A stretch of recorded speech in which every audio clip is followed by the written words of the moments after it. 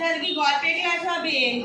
গল্পের নাম ময়ের বন্ধুরা।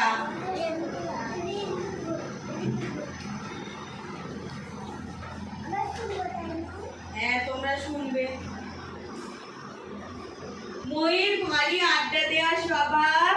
রোজ সকালে মৌ যখন হেঁটে হেঁটে স্কুলে যায়, সারাটা পথ সে ভাব জমাতে জমাতে যায়, সবার সঙ্গে ভাব করে। বাগানের কদম গাছকে ডেকে বলে, ও কদম গাছ, গুড মর্নিং।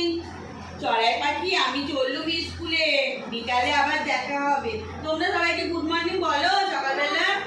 ঠিক আছে। পাঁচিলের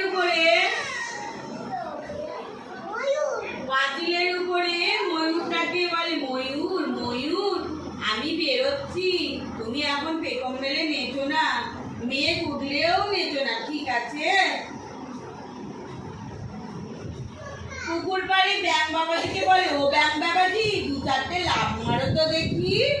এই দেখো ব্যাং বাবাজি, দেখেছো পুকুর পাড়ে।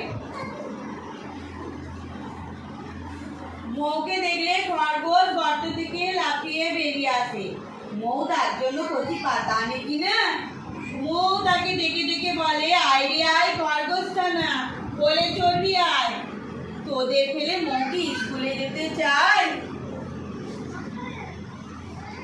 মৌকে ভালোবাসে না এমন কেউ নেই। এমনকি নীল আকাশের মেঘ উঠলেও মৌয়ের তার সঙ্গে কথা বলা চাই। কি বলে মেঘকে? মেঘ মেঘানি মেঘের রানী বৃষ্টি হেনেছো, জল ছমাছম গাছ ছমাছম বিজলি হেনেছো। মেঘ মেঘানি মেঘের রানী ভয় দেখিও না, দোহাই তোমার লক্ষ্মী মেয়ের বান ডাকিও না। ময়ের কথা শুনে মেঘে চুপে বৃষ্টি দেয়, তাই নদীর জলে আর বান ডাকে না। ঠিক আছে?